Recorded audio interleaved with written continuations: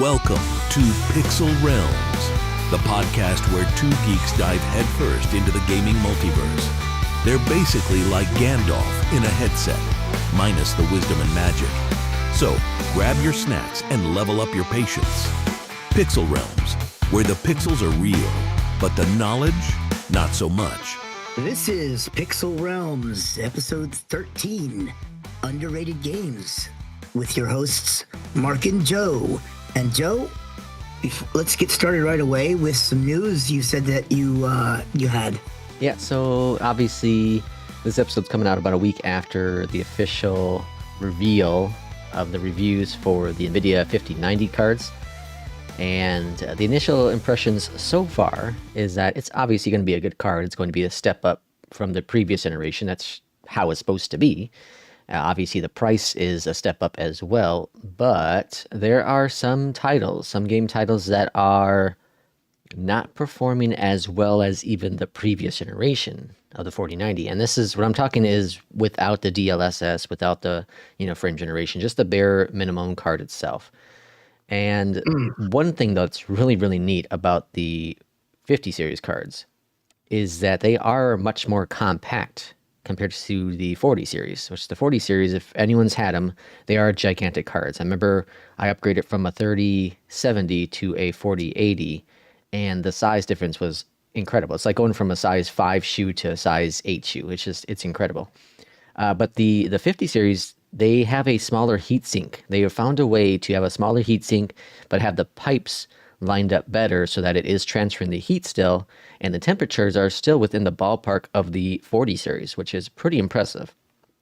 Now, this is, of course, with the Founders Edition cards, so we'll see what the other manufacturers like MSI have with their cards itself. I myself have an MSI 4080, been very happy with it. I will look at a 5080 depending on what kind of specs come out. I'm not going to upgrade for a 5% boost. And it sounds like the new frame generation stuff might be trickling its way down to the 40 series eventually. So that's honestly what I'm looking for the most. I don't really need that extra 5 or 10% boost because right now my games, for the most part, are over 100 FPS. It's my monitor that's actually capping most of the frames overall in my system. One thing, though, to be note is, just like the 40 series, every generation, of course, the cards are taking up more power in usage. But the 50 series, one thing that's interesting with it overall is that the idle power consumption is extremely high. It's like 40 watts compared to the 40 series, which is like 10 watts or something. And we're talking just idle, nothing going on. It's just providing you display to your screen. So that's a little bit alarming, which means it's also going to be using more power overall. So your electricity bill will go up a little bit more because of that alone. So something to keep in mind. Yeah, that's interesting because I have the 3060, and usually, you're supposed to skip a gen if you can when you're upgrading. So theoretically, I would be going for a 5060. Yeah, and so far what I'm hearing, reading in the first couple hours of the day of recording this episode is that the 50 series, if you have a 40 series, it's probably a skip. It's probably going to be a skip. So okay. I don't think I've skipped a generation yet, but I also got into the 20 series super late. I don't remember how I got into the 30 series. Oh, I got into the 30 series because of I got lucky and got one from Best Buy that won the Founder Editions Nvidia cards. But yeah, so I haven't skipped the series since the 20, but I also got into the 20 series like 2 or 3 months before they even launched the 30 series. Yeah, see, I skipped the 20 series completely. I went from a 970 to a 1060, ran a 1060 for a good long while. I think until, I want to say either last year or this year when I got my 3060. So I was running a 1060 for a long time, and then I jumped to the 3060. My PC thing's weird though, because I was big into PCs up until, oh man, when was that? 2000. I want to say 2003, maybe 2004, somewhere around there. And then I got out of PCs and went just to consoles. And I got back into Uh, PCs because I got one of those portable. What was it called? The one I had was an Alienware Alpha, but it's one of those little small little Steam box kind of things. And I got a really good deal on that. It was a 900 series card, and I got a free one. I won a contest from Alienware, so I ended up upgrading and got the 10 series card with that oh system. wow. And then I went to laptops, started off with the 10 series, and then upgraded a laptop to a 20 series. But it wasn't until probably the last 4 or 5 years here where I actually started upgrading a system itself and buying new parts for an actual PC versus a laptop. Yeah, I'm just kind of curious because the 60 series, the 50 60s are probably, don't they usually come out later than the Yeah. 40 90s and 40 So like 40 the 90s and the 80s, etc. yeah, so we're looking at the 5080s coming out probably this spring, which would mean maybe the fall for the 70s and fall and winter for the 70s and 60s, I would say. So I guess the quick question is, maybe for someone like me who is looking to maybe get a new computer or upgrade their computer here in the next, I don't know, within the next 6 months, let's say, do you wait for the 50 series, or is there enough of a concern, like with the high idle power consumption, for example, where maybe you still go into the 40 series and wait and see how the 50 series pans out? I think right now, like I definitely would not be after, especially after the 40 series launch with the 90s and the melting cables and all that. I'm very skeptical. Now, Nvidia has changed the connector. They changed it to a better connector so that issue shouldn't, knock on wood, shouldn't be there anymore. But I'm still a little cautious on that side. I'm also a little cautious, even though the initial test reviews are out. I'm a little skeptical about the heat. How long will it last for?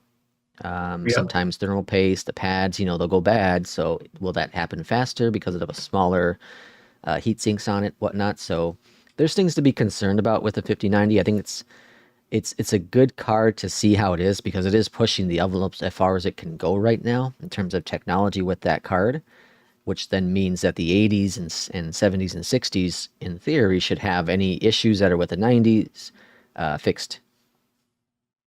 That's kind of crazy to me, though, because you think about the price of the 5090s when they It's come 2K. out. It's 2K. Yeah, It's the price of like a high-end PC system, like a pre-built.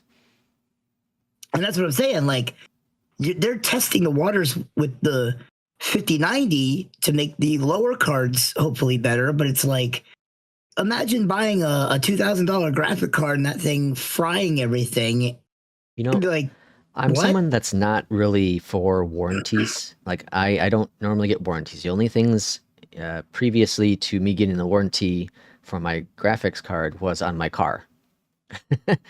Outside Yeah. that, I don't believe in warranties. But when I got my card from Micro Center, it was an extra $100. And I've heard of all the things, Best Buy, whatever, you get screwed out of your warranties, whatever it be, your extended warranties I'm talking about, not the manufacturer stuff.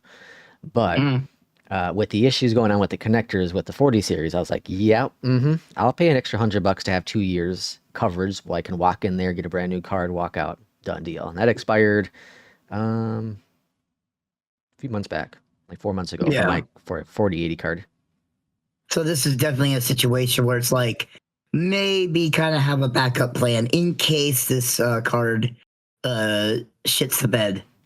Yeah, absolutely. If you're gonna get if you're gonna get any 40 series or a 50 series, I would highly recommend you get that warranty, the just in case moment, just in case, Yeah. because the last thing you want to do is go through the manufacturer themselves, which means you gotta get on the email, send them off something. You gotta send off your card, which means you don't have a system. You might have an integrated graphics card, which runs nothing. But send your card off and then hope that they are going to cover it. And so, whatever, 2, 3 months later, you might be able to actually use your card again. I mean, Whereas well, warranty, you just walk into your whatever Best Buy, grab one off the shelf and good to go.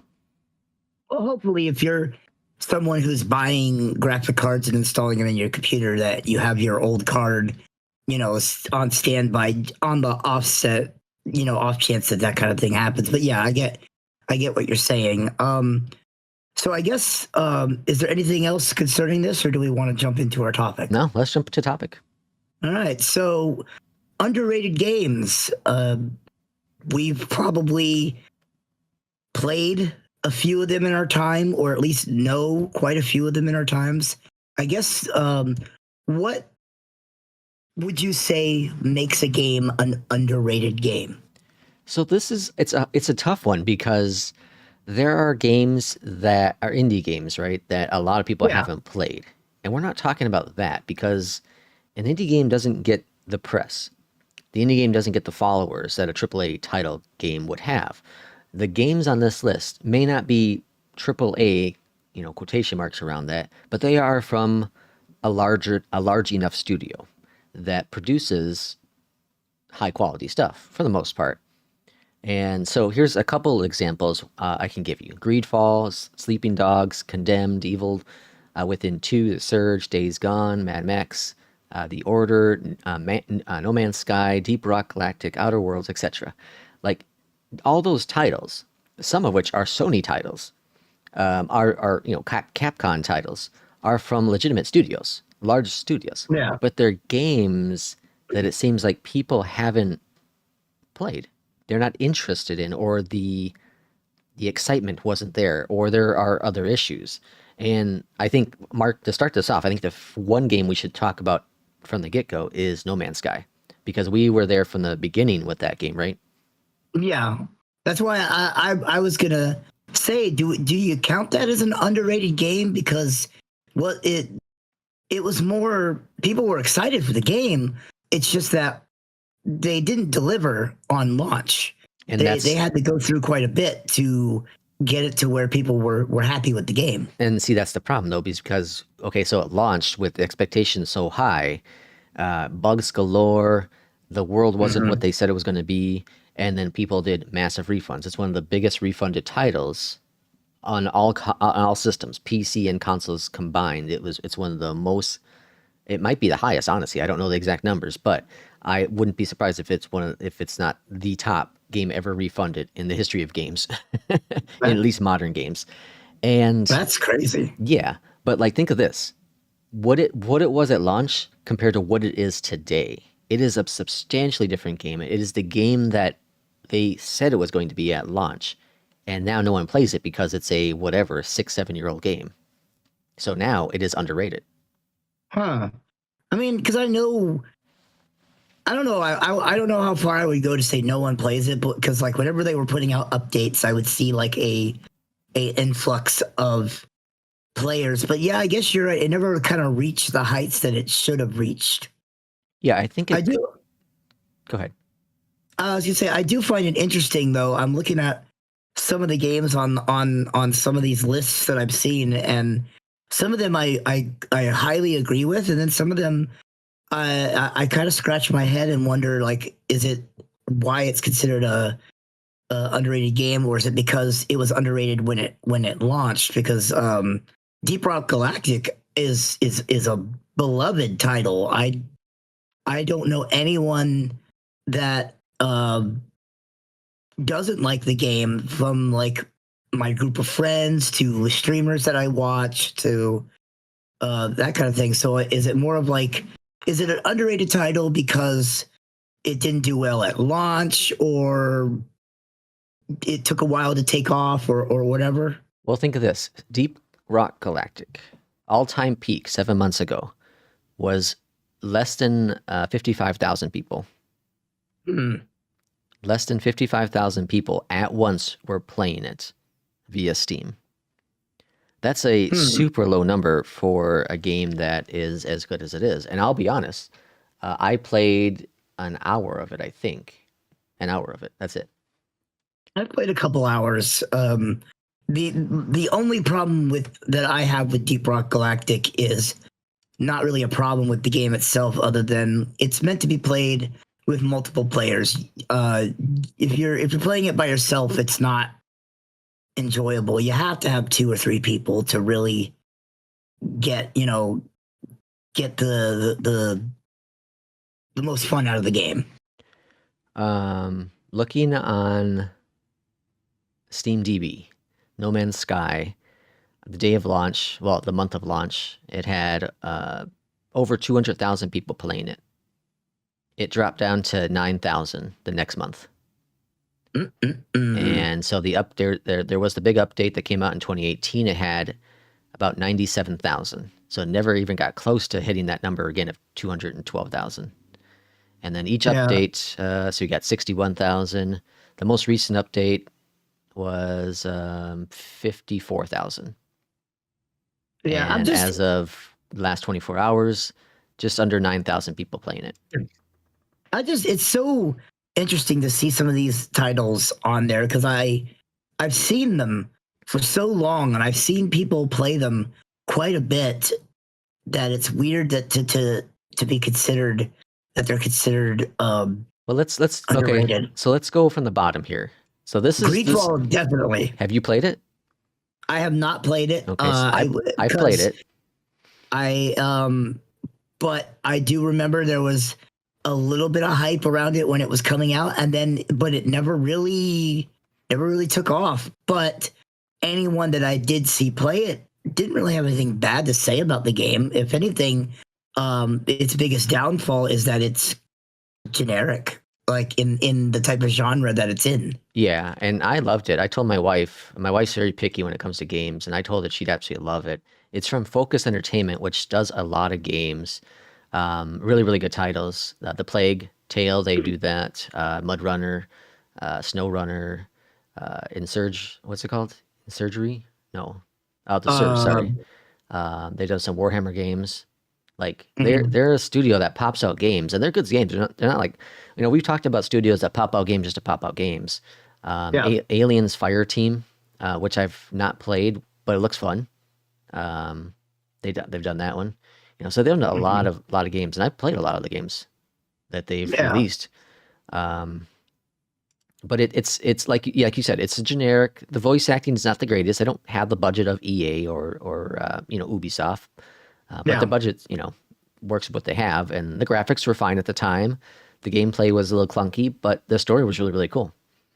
Sleeping Dogs. Sleeping Dogs is another one. I have Sega. It's another one. Who makes that one? Let me see. Square, I think, is Square Enix, isn't it? Let me see. It is Square. Yep, Square did that one. Yeah, and we know Square's a big game. I mean, a big studio. It's another one of those games where you hear people talk fondly of it, but it never you never really. I never really saw anyone ever play it. All-time peak 4,000. Now, of course, that is a console game as well. So there's thousands on there as well, but 4,000 on PC. Underrated title. Didn't it have the unfortunate circumstance to come out around the same time as like a huge title? And that is part of the thing. Yeah, that's part of the thing. And it got swallowed by it. Yep. Some of these games do come out when there's another big title that launched as well. Yeah. Condemned. Did you play Condemned? No. It's not your kind of game. It's like a horror. Yeah, that's not my kind of game. I don't think it ever. Condemned, I don't remember anyone. Man, I don't remember. Yeah, Sega put it out, but I don't remember that game at all. I played the heck out of it. So much fun. And there's a sequel which I never played. But Condemned, a lot of fun. Came out in 2016. There is no. Oh, hold on, it's the wrong one. Condemned. Here we go. Oh, there's no information on Steam. Came out in 2006. Old title. The Evil Within. The Evil Within 2, that's another one that's kind of interesting to me because there was a lot of hype surrounding that game. So, like, at least with maybe it's because of all-time streamers. Peak 10,000. I'm thinking it's because of streamers because I for one I watch a lot of streamers, some big, some little. And I know with a lot of the bigger streamers, there was a pretty big excitement for the game, but then it seemed like kind of nothing came of it. maybe a few people played it, but With horror games, for it's the always most tough part. too, though. I think horror Yeah, games that's true. always it's no different than movies. Think of movies like when there's a big new horror movie that comes out, it normally Uh, doesn't do well at the box office because there's only yeah, a certain amount of people that are interested in the kind of stuff. Sometimes horror that's true. movies have a That's lot true. of, gore and all that jazz, and people don't want to go see that. They don't want to bring the kids to that, So I think with those ones, that's how that is. The Surge. Did you ever play The Surge? I don't even know what the Surge is. I'm The looking at it Surge. and I'm like, It's like I have it it's in my library. what's the dark? It's a Dark Souls kind of game. It's a Souls type game. It's That just would be it's why with I never played it. That's it's why I never yeah. played it. It's with a mech kind of suit. Yeah, Like Focus did that one too. It's a fun game. It's really fun.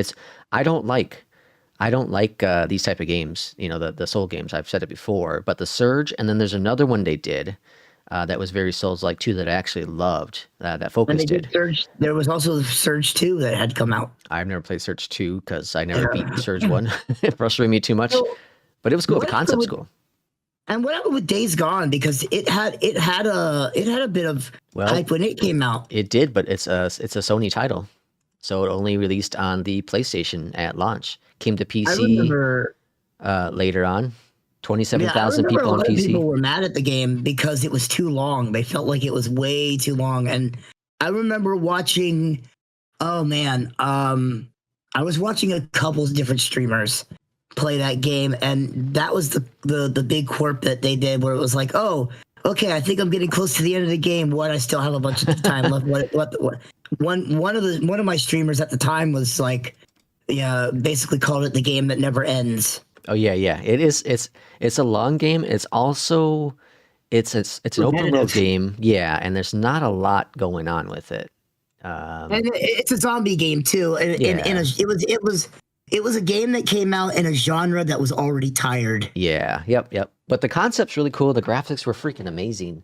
Even when it came to PC, I was just blown away by the graphics. It's a Sony title, so they typically have really, really good graphics. But it's a lot of fun. I remember my cousin Rob. He was playing it, and he's like, "You play it?" I was like, "Yeah."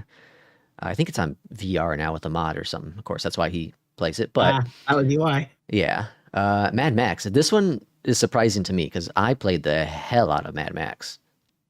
Oh, that one was one of those. That was another one of those games where it kind of surprised people. So it was, it's based off a movie, and there's already the stigma behind, movie games, right? Yeah. So there's probably one of the big reasons why it went under the radar is that people saw, Mad Max based on the game, So I have a feeling that's part of it.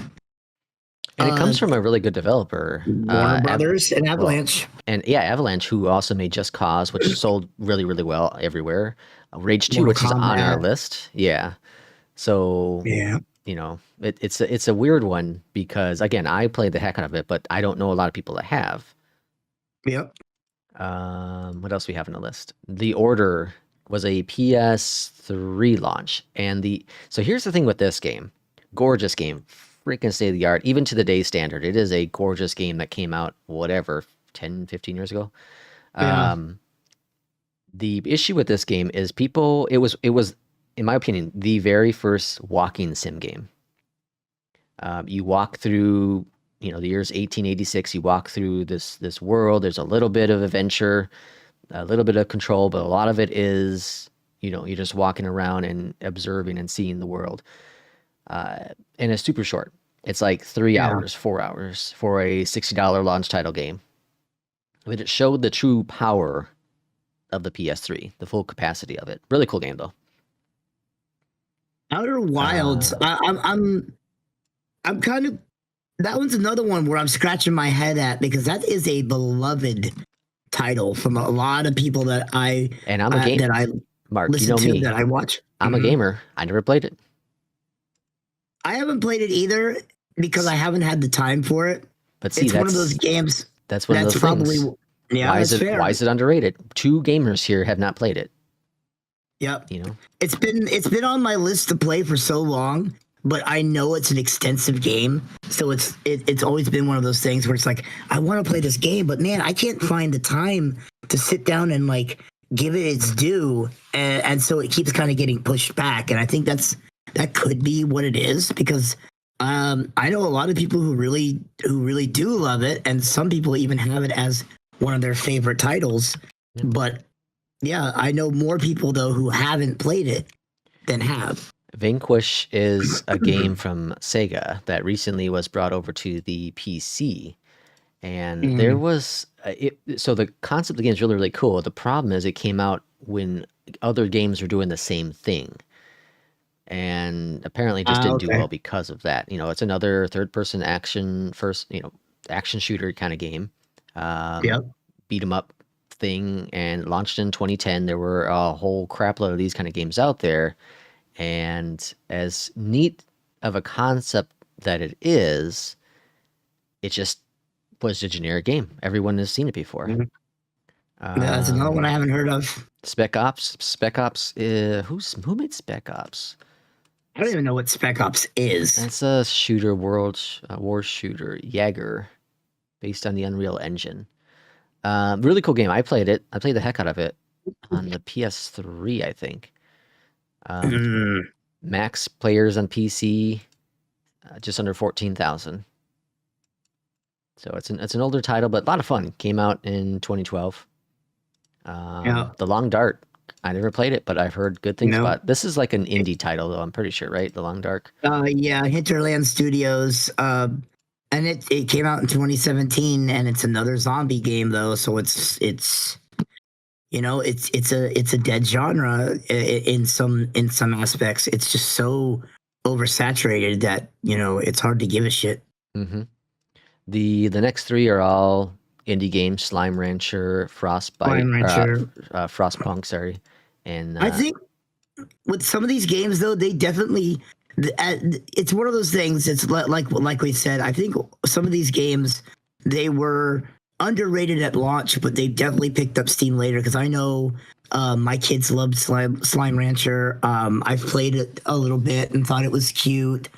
I know other people who played it and liked it. Frostpunk is another one I've seen a lot of people play. Frostpunk's unique though. Frostpunk's because it's so depressing. Yeah, it's just a depressing game. That's why I stopped playing it. It's just made me so sad.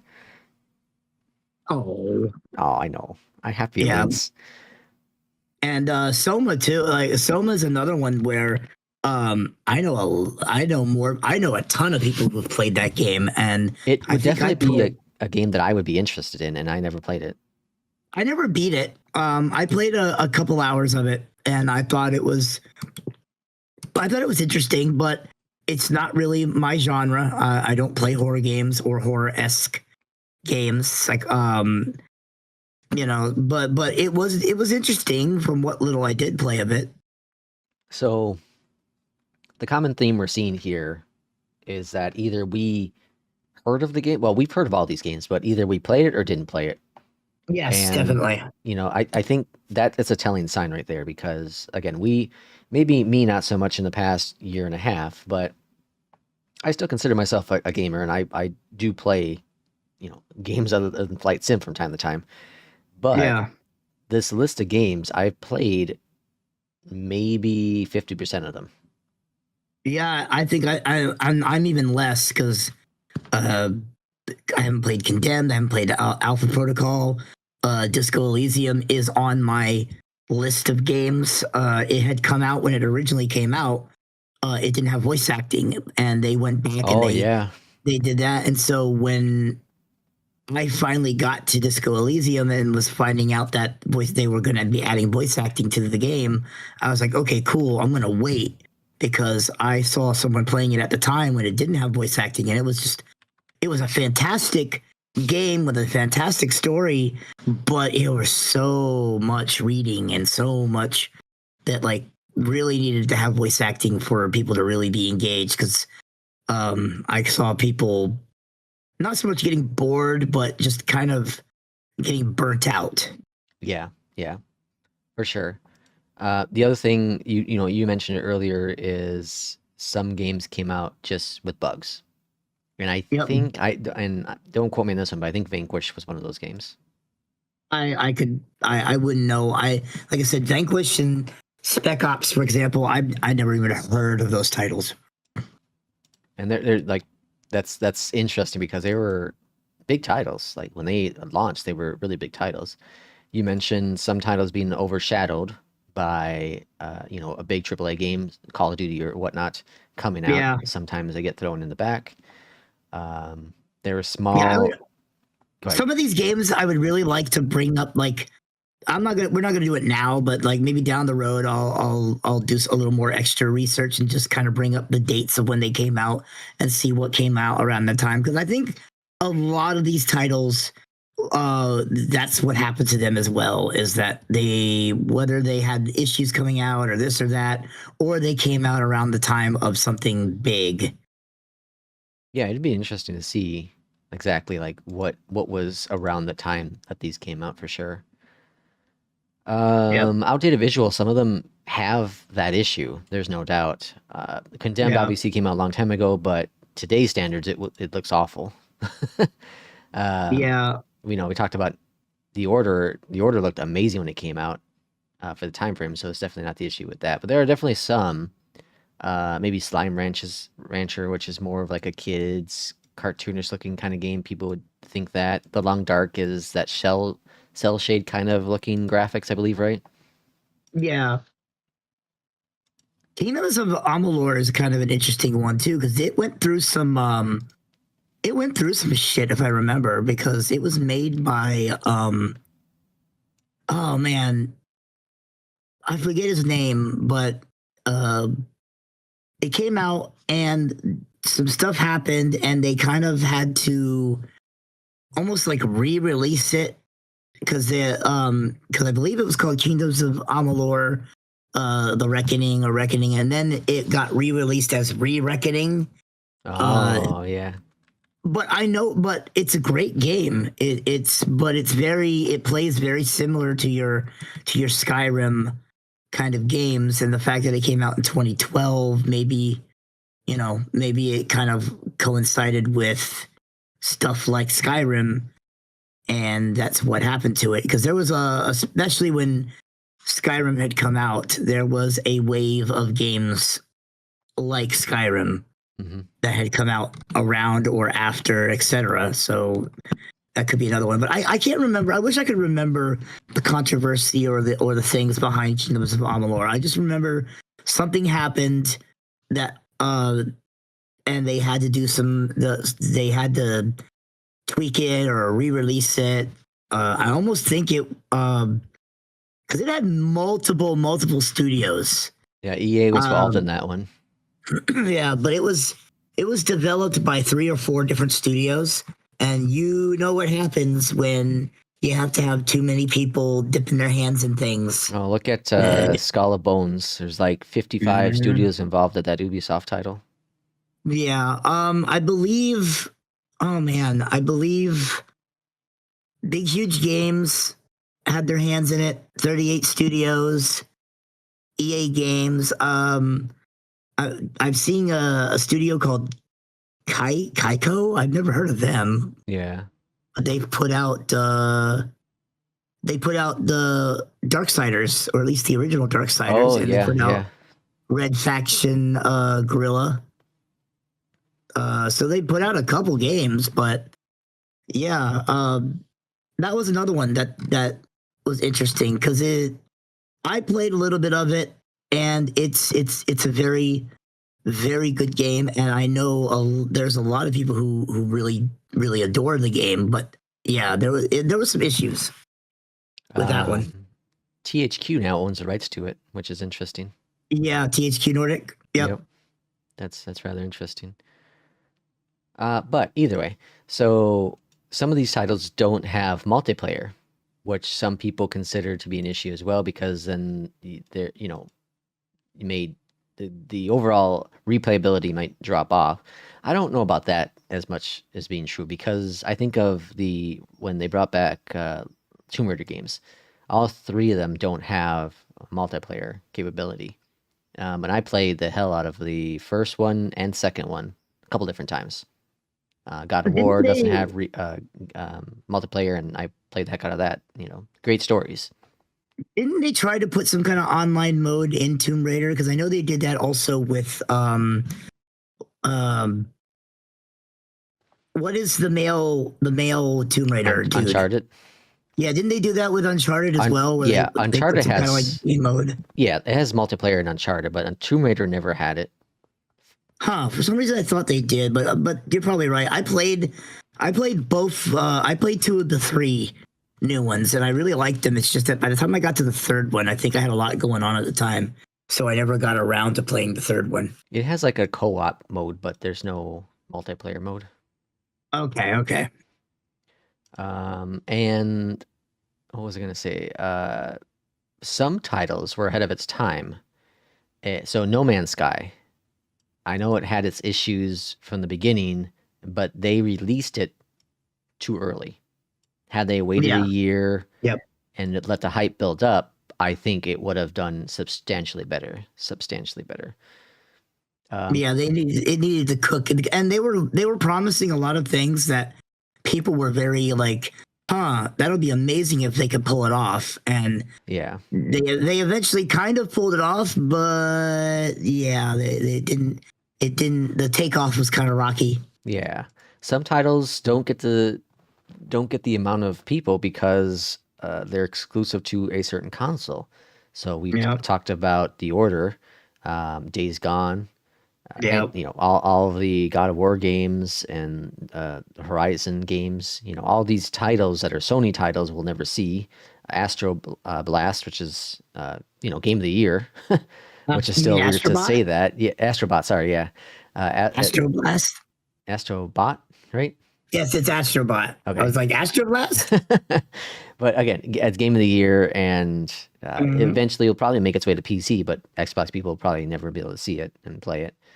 So there's that holdback as well. But that's interesting to think of that, because think of if I don't know if Nintendo ever releases it, but think of Animal Crossing, which is only available on the Nintendo Switch. Yep. But it sold millions of copies. Oh, yeah. So, like, the exclusivity thing is true to a point, but somehow Nintendo can get around it with all of its Mario Kart games and, select Mario titles itself. They can somehow get away with not worrying about that because people still flock to the Nintendo systems. Yeah, look at Mario Kart, for example. We've been waiting for a Mario Kart, a new one, forever, and we might be getting one with the Switch too, but we've been waiting since the Wii U. I can't remember. Mario Kart 8 came out a long time ago, and then they kind of rehashed it for, I believe, the Wii U, and then they were like, "Well, this is still really good. We're not ready for another one." 45 million copies of Animal Crossing New Horizons sold on the Switch. 45 million. That's crazy. Yeah, that's crazy. How many? That makes me wonder how many copies of Switch have sold, like just the Switch console itself. 146 million is what the estimated number is. 146. So there were still 100 million that haven't touched Animal Crossing. That's just insane to think, though. Insane to think. Yeah,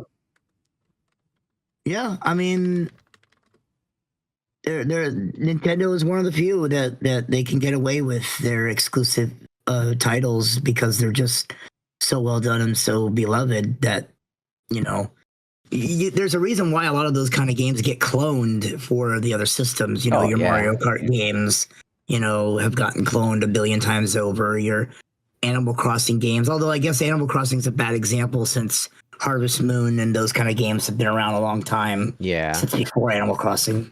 But you get the point. Mario Kart 8 sold 64 million copies. They're selling about 2 million copies a year. Yeah. The game initially came out in 2017. That's nuts to think. Like somehow, I don't know how Nintendo does it, but they somehow get away with having just massive sales with some of their games. Well, like with Mario Kart, for example, they bundle it with the Switch. Every Christmas, I would see the Switch come out with the Mario Kart bundle, and people buy it for Christmas. every year. They kept releasing new tracks and stuff for Mario Kart, just like they did with Smash Brothers, where they would add some new fighters for a little while and whatnot. So that's how Nintendo does it. Yeah, that's 100% true. I'm just really quickly trying to figure out what the sales were for Call of Duty, just to kind of put it in perspective. But I don't know if they. Oh, here we go. That's Too total. much. Hold on. Call of Duty tops 500 million copies sold, but I think that's all Call of Duty titles. Obviously, Call of Duty is one of the most purchased games ever combined. Certainly not an underrated game. Call of Duty? Yeah, certainly not an underrated game. Oh, certainly not. I didn't hear that first part of that. Yeah, I guess I can't find an actual number of that one. But either way, that little underrated title, Call of Duty. In its lifetime, it sold 500 million copies. All Call of Duty games, period. Oh yeah, I believe it. That's insane. Yeah. Wow. Anyway, so so this is a short list of games that we found to be underrated. I'm sure there are plenty of other ones out there. There's so many. Titanfall. Yeah. Titanfall 2 is one of the most underrated games of all time. I love Titanfall 2. Yeah, and that was another one where it came out at the wrong time. I think there was a big Call of Duty release, if I'm not mistaken, around the time of Titanfall 2, and it completely ate Titanfall because it played, other than the addition of the mechs in Titanfall, it basically played and plays like a Call of Duty game. Yeah. So that was an unfortunate situation for them, and that's what really happens with a lot of these underrated games. It's either the wrong time, lining up with another title comes out, or whatever issues the game itself has that maybe get to the hiccup enough where people are wary about buying it. There's all kinds of different reasons why a game that ends up being ultimately a very, very good title ends up kind of falling into the underrated category. Yeah, and it's unfortunate because some of these titles could have, we've recently talked about sequel titles. Some of these could have potentially got sequels, but won't because they may have sold okay, but the longevity wasn't there for these titles. Yeah. Anything else to add to this episode, Mark? Oh no, not really. Yeah, no, I think I'm good this time. Just one thing to drop in, Call of Duty. This is the one that came out 2022. Its peak was at almost 500,000 people on PC, which means there's probably 5 million people at one point playing this game. Definitely. As of right now on Steam, 47,000 people playing it. That's still a lot. 3-year-old game. That's amazing. Yeah. That's just blows my mind. Anyways, thanks everyone for watching, listening to our episode today. We always appreciate it, and we'll see you for the next episode. Bye-bye.